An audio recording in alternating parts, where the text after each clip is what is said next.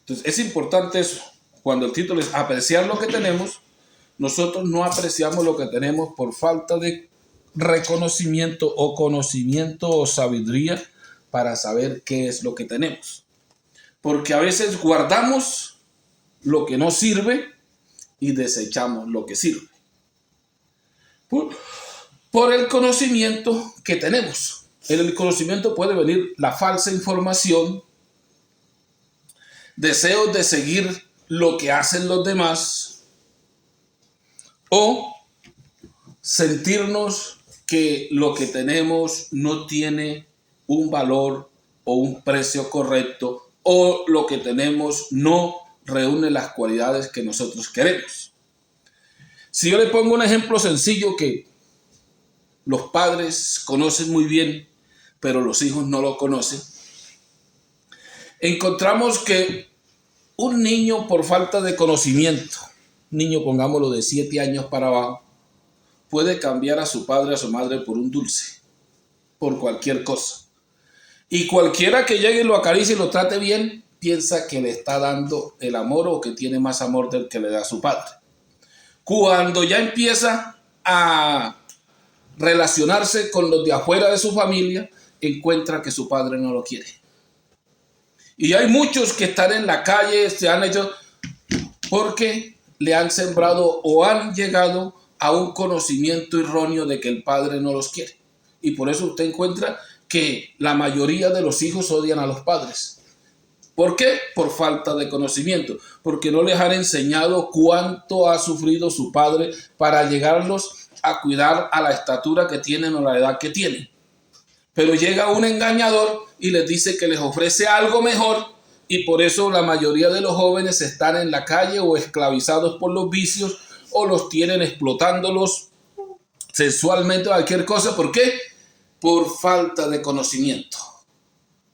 ¿Por qué? Porque no han apreciado lo que tienen. Y no vamos con los adultos, vamos con todos. Nosotros no apreciamos lo que tenemos por escuchar falsedad o falacía y nos hacen cambiar de pensamiento y nos pintan a lo bueno malo y a lo malo bueno. Y eso está escrito, se llegará el día en que a lo bueno lo llamarán malo y a lo malo lo llamarán bueno. Bendito el nombre de Jesús. Y encontramos que la mayoría de jóvenes que se han dedicado al servicio a Dios vienen impulsados por sus padres. Aunque yo no digo que fuera del impulso de los padres no haya alguno que se haya decidido seguir a Dios por el conocimiento que le ha llegado, la necesidad que ha tenido. Porque nosotros somos dados a no buscar la lógica de las cosas, sino seguir el rumbo de los demás. Y es algo muy importante en nosotros mirar claramente la lógica de las cosas y no seguir lo que dicen los demás. Voy a poner un ejemplo sencillo que la gente yo creo que lo creyó y lo hace. Dice, necesitamos protector solar porque no nos va a dar cáncer. Y usted dice, no, cierto, y aquí está la ciencia, todo lo que yo... Bueno, hay que comprar protector solar porque nos da cáncer. Váyase a la lógica. Si en África hay cáncer de piel. Ni el 1% de cáncer de piel sufren los africanos, que es la tierra más caliente. Y entonces, ¿por qué necesitamos cubrirnos del sol? Y la mayoría de cáncer de piel lo sufren donde no hace sol casi y los que andan tapándose eso. Entonces, ¿cuál es la lógica? La lógica es que hay un negocio y quieren economía. A ellos no les importa a nosotros. Pero no nos hemos llegado a buscar una lógica. Hemos dicho, no, así es como es. Ahora te pueden a comer lo que ellos quieran, a vestir lo que ellos quieran, así te haga daño, porque se llegó el tiempo donde el ser humano no tiene valor para el ser humano. Nosotros no apreciamos lo que tenemos y en cada día va aumentando y el valor del ser humano se va a cero para el mundo y se vuelve un servicio más para el mundo o un objeto o un símbolo económico que ya quieren exprimir al ser humano hasta que llega o hasta que vaya para la tumba. Me tiene que producir porque muchos se han hecho dueños de nosotros y a veces ni nos damos de cuenta o le agradecemos por cuánta tortura nos da. Y si no, pues a veces se enojan mucho desagradecido, no me dio las gracias. Y en el caso que llevamos, encontramos que la libertad se hace imposible para el ser humano porque se ha acostumbrado a vivir en la esclavitud. Y cuando nosotros nacimos en una cárcel, pensamos que esa es la libertad. Y en los tiempos de Jesús, la mayoría de los seres humanos estaban en una cárcel y pensaban que esa era la libertad. Y vino a sacar a los oprimidos, vino a sacar a los presos de la cárcel. ¿Y se encontraban en la cárcel?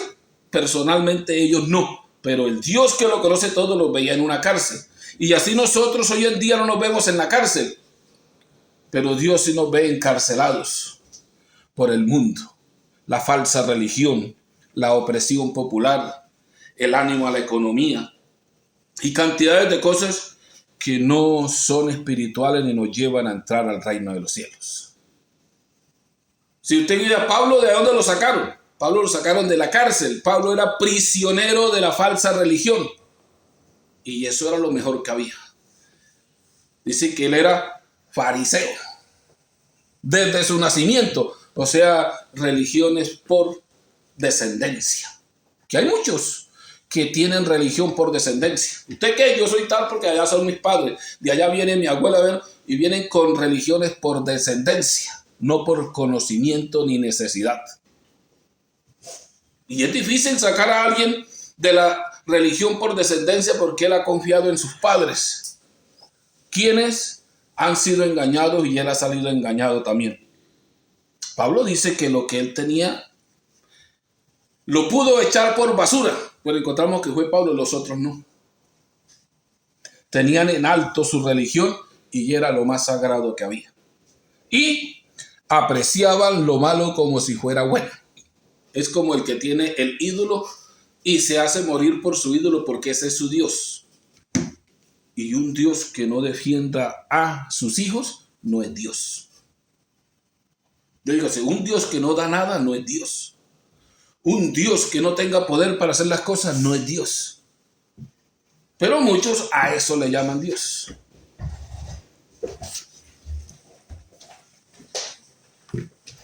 Por eso en estos tiempos tan difíciles que vamos ya avanzando, a donde el niño lo instruye una pantalla o le instruye la mundanalidad, o sea, las cosas del mundo que tiene que ser así. Ya a los 7 años tiene que saber pecar y a los 12 tiene que ser un gran pecador. Porque eso es lo que le instruye el mundo, pero en el reino de Dios no lo es así. Y muchos se burlan de las niñas cuando no entran a prostitución a temprana edad y de los jóvenes cuando no están haciendo abusos de su cuerpo a temprana edad, porque esa es la costumbre, pero miramos que es la del mundo. No es la del pueblo de Dios. La del pueblo de Dios tenemos unas exigencias diferentes. Y por eso es importante que la madre críe a su hijo y le infunda o le enseñe el camino de la verdad y el plan de salvación en el tiempo de que es adecuado para que el niño lo entienda, no cuando es tarde. Que a veces pensamos, ¿y cuándo le enseño al niño? Desde que está en el vientre. Y ahí lo leímos, no se sabe todavía en qué tiempo le coloca Dios el espíritu al niño o a los huesos del feto cuando está en el vientre de la madre. O sea que ya hay un espíritu que necesita. ¿Qué es lo que voy a hacer? O sea, de ahí empieza a escuchar y a entender el niño cuál es la relación con su padre o cuál es la relación de su madre con Dios o de su padre. Que la ciencia lo afirma es otra cosa diferente, pero Dios lo ha dado a escribir por la inteligencia humana o por inspiración del Espíritu, qué es lo que es un niño en el vientre de una madre. Si ustedes miran la impresión que hubo al encontrarse María con la madre de Juan, Elizabeth, cómo el niño desde en el vientre saltaba de alegría. ¿Por qué? Porque ya hay un espíritu que se relaciona por el espíritu. Y las madres que han ido a un servicio espiritual o que están dedicadas a Dios se dan de cuenta qué reacción tiene el niño en su vientre a entrar en una fase espiritual. Y lo mismo debe ser al entrar a una fase de las tinieblas. Pero a veces el conocimiento nos falla y pensamos que el que no ve no sabe nada. O a veces pensamos que el feto que hay en el vientre es algo separado de nosotros. Y toda la abrumación que le coloquen, así viene. Pero hay tiempo todavía, después que nace, de instruirlo en el camino. Si no lo hiciste, empezaste en el vientre, hay tiempo de empezar después que nazca. Y si no lo has hecho después de nacido, a la edad que tiene, todavía hay tiempo para que lo hagas. Porque si que te coloco ejemplos sencillos, encontramos a Samuel. Y encontramos que Ana no tenía hijos y pidió a Dios que le diera un hijo y que ella se lo regalaba, se lo donaba para su servicio. Y encontramos que desde que Samuel está en su vientre, ya está la plegaria, la petición de que es un siervo de Dios. Y nace con ese mismo sentimiento y en pena lo desteta, lo lleva y lo entrega al servicio de Dios. Aunque a veces pensamos, lo entregó de 6 meses, no le dio seno, no. Era la costumbre de Israel en ese tiempo, las mujeres en Israel eran 7 años. De pronto lo tuvo los 7 años completos y después lo llevó al servicio. Y no se lo entregó al sacerdote, se lo entregó a Dios, que el sacerdote tenía que cuidar de él para que le sirviera a Dios. Que es la diferencia que hay ahorita, que muchos se entregan a un grupo religioso y se quedan en un monumento o a algún siervo que esté en ese lugar. Samuel estaba dirigido para Dios, no se lo habían regalado a Samuel, el líder o el sacerdote de ese tiempo. No se lo habían regalado al pastor de ese tiempo, al líder religioso, se lo habían donado a Dios. Por eso Samuel interpasa las costumbres del mundo para poder obedecer a Dios. Si hubiera sido entregado a Samuel, lo había quedado como sus hijos, idolatras y sin respetar a Dios. Porque él cumplía un servicio generacional, no le era fiel a Dios, ni tenía el propósito de salvación. Porque muchos lo hacen así, cumplen un servicio sacerdotal o un servicio pastoral, pero ellos no van a ser salvos. Y por eso no les interesa que su familia se salve. La crían por fuera de un ámbito espiritual y la crían en un ámbito de opulencia, economía y cantidades de cosas que ustedes las saben muy bien, así como dice en el libro de Samuel, que sus hijos estaban gordos con los sacrificios de Dios. O sea, lo ofrecido a Dios se lo estaban dando al que no era. Y en este caso encontramos que Samuel no dice más o menos a los cuántos años Dios lo llama. Aunque él pensaba que lo llamaba Samuel, no. Dios, el anciano Samuel le dijo, no, te llama Dios, hijo mío. Si te llama, dile que hable. Y miramos cómo Dios por medio de Samuel le advierte a Elí qué es lo que va a pasar con su familia. ¿Por qué razones? Porque no apreció lo que tenía. Tenía el sacerdocio en las manos. Tenía un pueblo esperando un mensaje de salvación, un mensaje de Dios, y les daba su propio conocimiento agarrados en la ley. O sea que sí, leían un libro para su propio beneficio. ¿Y qué están haciendo ahorita? Lo mismo. En ese tiempo pues no estaba torcido, pero en este tiempo que está torcido para sus propios beneficios, entonces le dan a un pueblo a una parte de un libro para sus propios beneficios y sacar economía o buscar esclavos religiosos. Que yo no creo que vuelva Jesús a sacar a un pueblo de la esclavitud o de la prisión, porque ya tiene siervos predicando y dando la verdad para que puedas escapar de la esclavitud o de la cárcel espiritual donde estás metido. Cosa difícil para salir. Si hubiera sido fácil, Jesús hubiera buscado un profeta, sácalos de allá, pero no se podía. Vino personalmente a abrir las puertas de los cielos o del reino de los cielos para que pasáramos de las tinieblas a su luz admirable. Bendito el nombre de Jesús. Y encontramos en esto de la influencia entre los padres. ¿Qué es Dios y qué es el Dios que tenemos? ¿Cuál es nuestro servicio? Le voy a colocar un ejemplo en el tiempo de que Israel lo llevaban de esclavo por haber abandonado a Dios, pero creía en un Dios que hacía milagros. Creía en un Dios de poder, pero no obedecían a Dios. En ese caso se encuentra en Segunda de Reyes 5 la historia de que se llevan a una joven de Israel y la colocan en la casa de servicio de la mujer de Naamán, y Naamán tenía lepra. La joven llega y dice: si mi señor ya tenía dueño, ya era vendida, ya era esclava, fuera Israel, fuera sano de su lepra. ¿Por qué? Porque estaban completamente convencidos que Israel tenía un Dios. Y ahorita la gente está convencida de que el mundo tiene un Dios, aunque muchos únicamente se lo aluyen al Dios de Israel. Cuando oran, cuando piden, el Dios de Israel. Cuando yo digo el de Israel, no es el mío.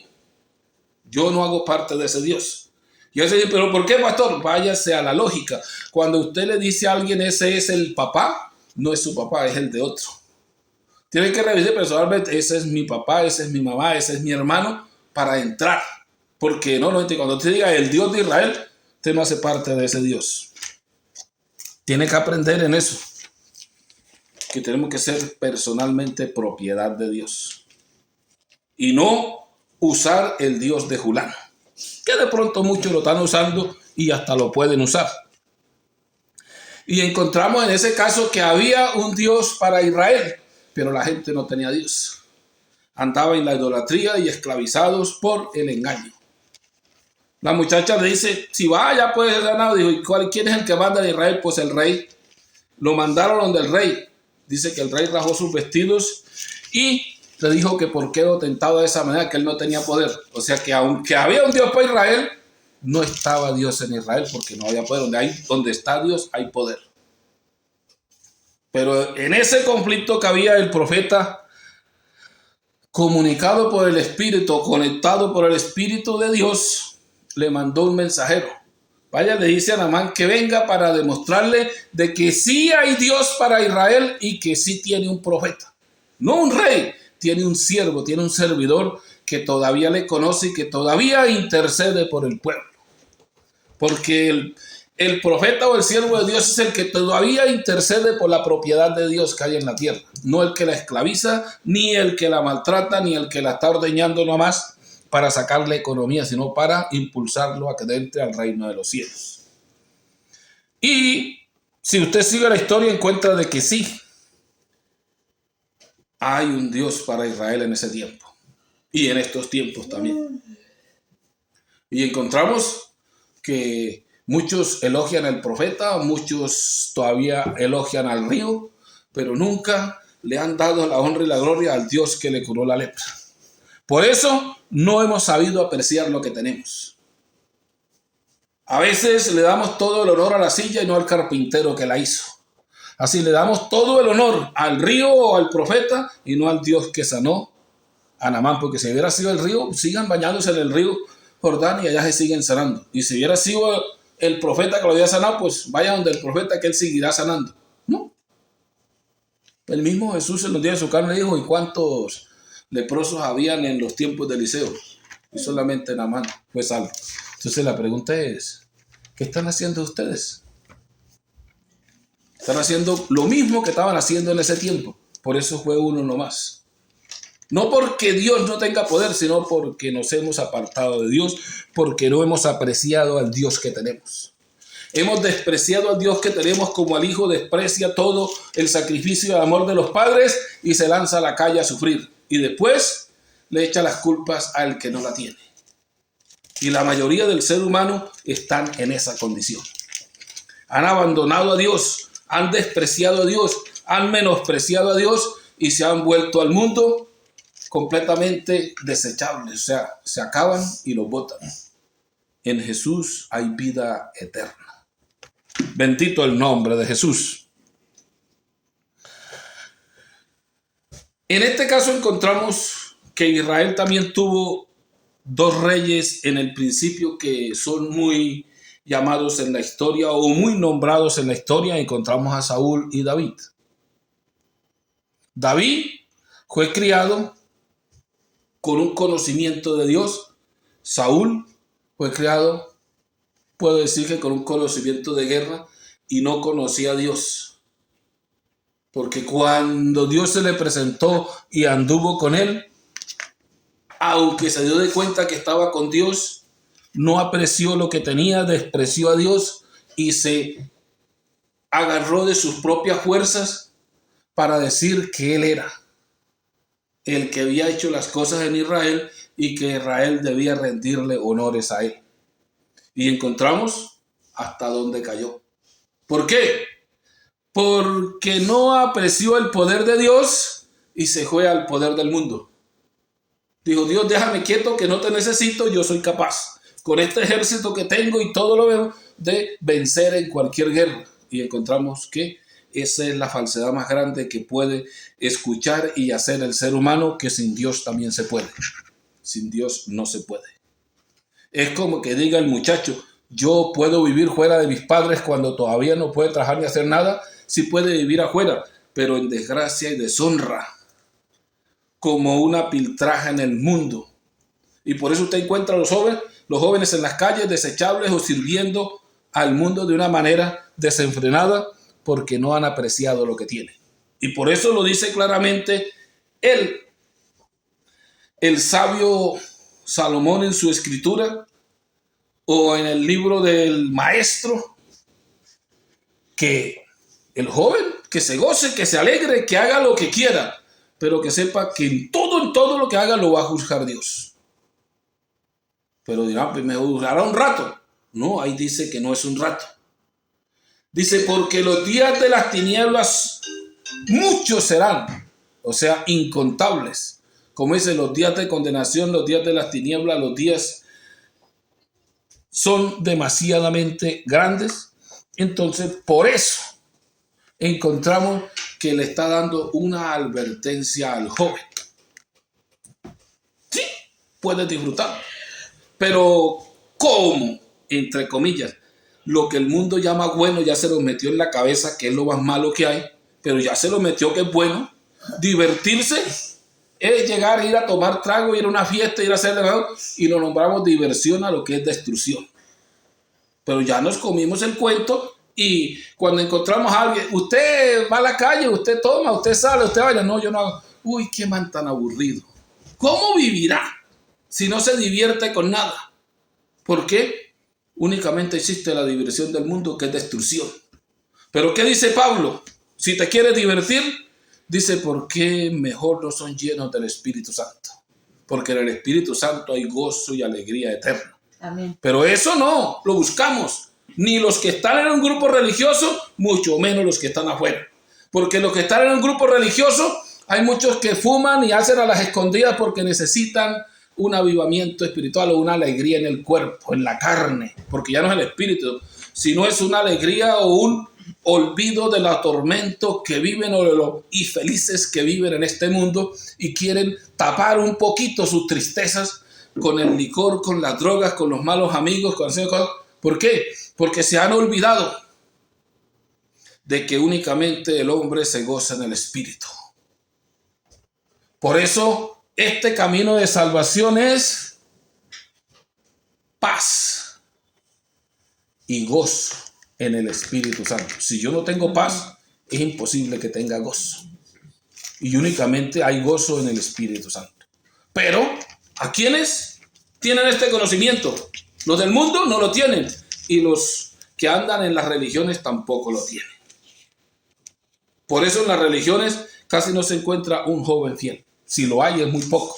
Porque siempre trata de no apreciar el lugar donde lo tiene. Porque antes de llegar al camino de la salvación no veía nada. A veces el mundo ignoraba las cosas del mundo. Y entonces ahora, ¿por qué está viendo las cosas del mundo que le parecieron buenas? Porque lo tienen en un lugar diferente.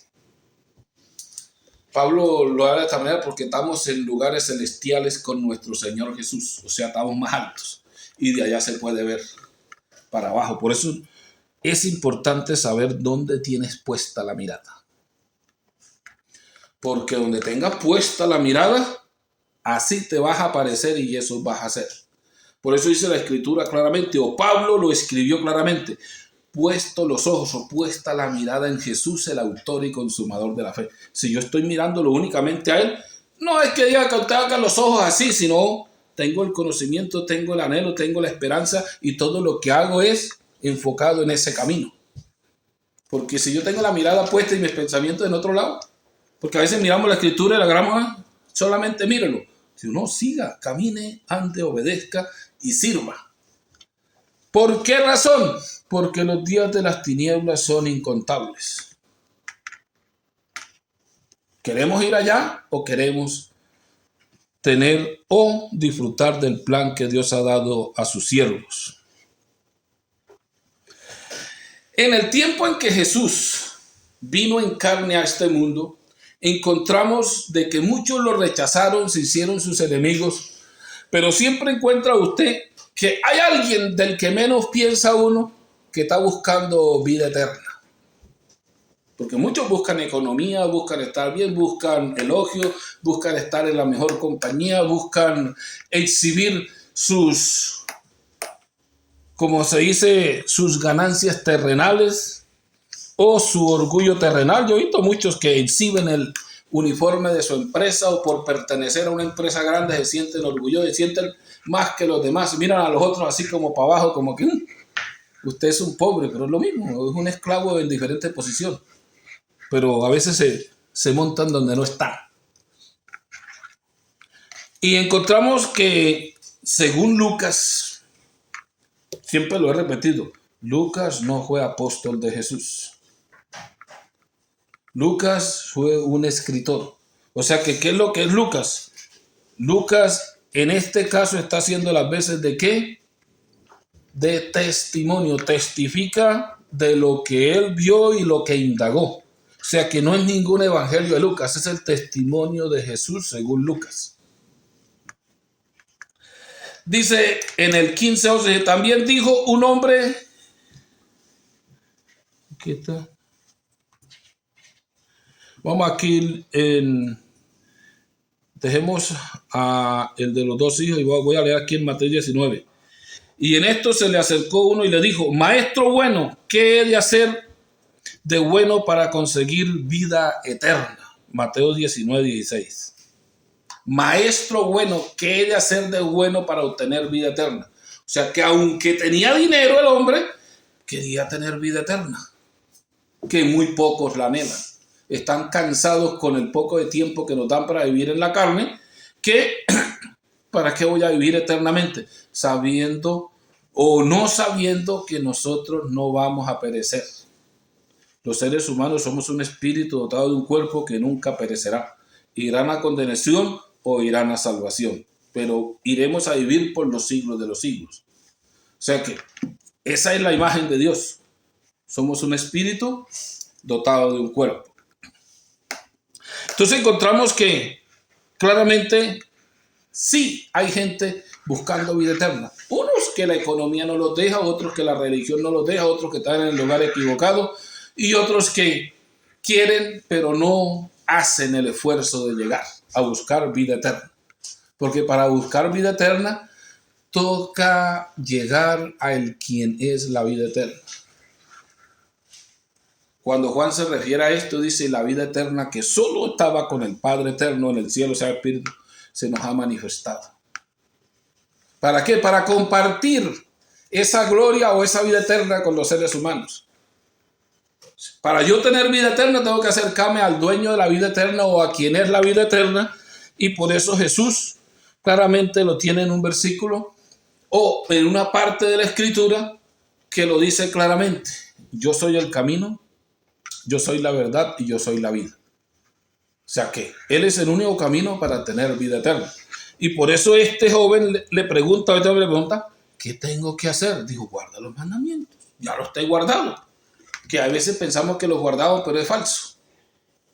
Y cuando Él le dijo, vende todo lo que tienes y regala al pueblo, dijo, no, esa clase de salvación no la quiero. O se me hace difícil salvarme de esa manera. Y en Lucas 15:11, que di la cita anticipada, encontramos es al hombre que tenía 2 hijos. Hay una Biblia que lo titularon el hijo pródigo, pero no dice. Es un título. La gente predica el hijo pródigo, pero es un título. Solamente tenía 2 hijos, uno pidió su heredad y se fue y la malgastó, y el otro quedó en casa. Hasta no caer bien bajo, no se le dé cuenta lo que tenía el padre. Y el otro, estando con el padre, yo no tengo nada, a mí no me han dado nada todavía. Y encontramos que hasta en un salmo se encuentra. ¿Qué más tiene el que sirve a Dios del que no sirve? Yo miro los ricos, todo lo que tienen, su ganado no muere, todo. ¿De qué sirve? Y lo mismo creo que pensó este joven, ¿de qué sirve estar obedeciendo a mi padre si no recibo nada? Se fue a buscar en el mundo. El salmista sí dice que recapacitó, dijo, miré a los cielos, o puse a mirar a los cielos y miré de dónde era que venía el socorro, dónde venía ayuda al ser humano, y dice que él entendió claramente que los ricos están en un resbaladero, o sea, mueren y quedan dispuestos a condenación.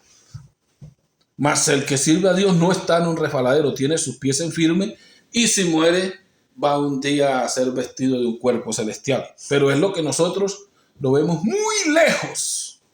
Y como lo vemos tan lejos, no lo esperamos ni lo anhelamos, pero sí queremos ser. Si usted le pregunta en el mundo, ¿y usted sí quiere ser salvo? Claro, yo sí.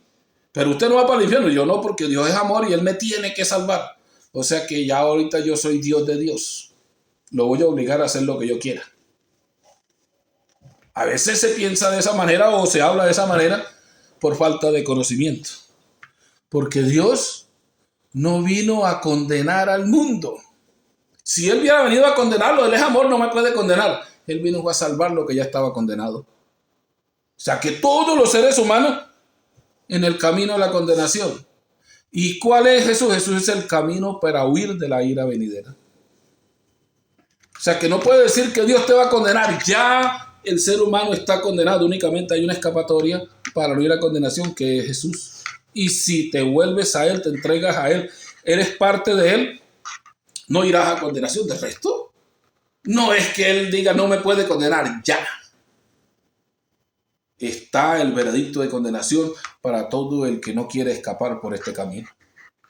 Así que no te vayas a decir, es que Dios es amor y no me puede condenar. Digo, no, Dios es amor y ya estoy condenado. Y por ser amor, me quiere sacar de condenación y meterme en su reino.